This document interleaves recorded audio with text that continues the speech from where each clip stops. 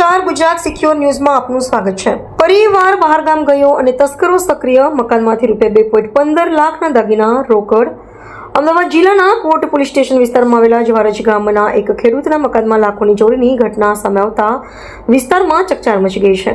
આ બનાવને પગલે સ્થાનિક લોકોમાં પણ ચિંતા અને ભયનો માહોલ જોવા મળી રહ્યો છે। મળતી માહિતી મુજબ જવારજ ગામના રહેવાસી અને ખેડૂત દોલતસિંહ પરમાર પરિવાર સાથે બહારગામ ગયા હતા।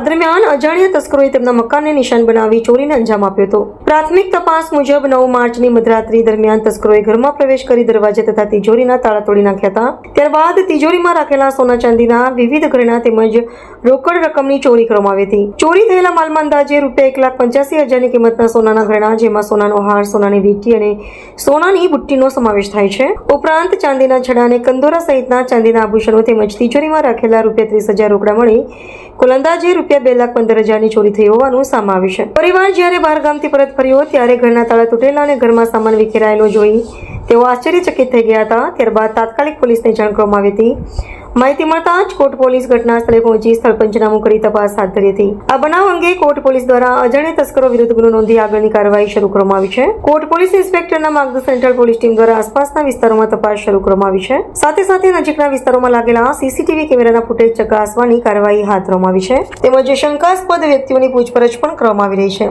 સ્થાનિક લોકોમાં એવી ચર્ચા છે કે તસ્કરોએ પરિવારની ગેરહાજરીનો લાભ લઈને પૂર્વ આયોજન સાથે આ ચોરીને અંજામ આપ્યો હોઈ શકે છે। હાલ પોલીસ વિવિધ દિશામાં તપાસ ચલાવી રહી છે અને તસ્કરો સુધી પહોંચવા માટે પ્રયત્નો તેજ કરવામાં આવ્યા છે। તંત્રી અહેવાલ મહેન્દ્રસિંહ ઢાપી, ગુજરાત સિક્યોર ન્યૂઝ, જવારજ।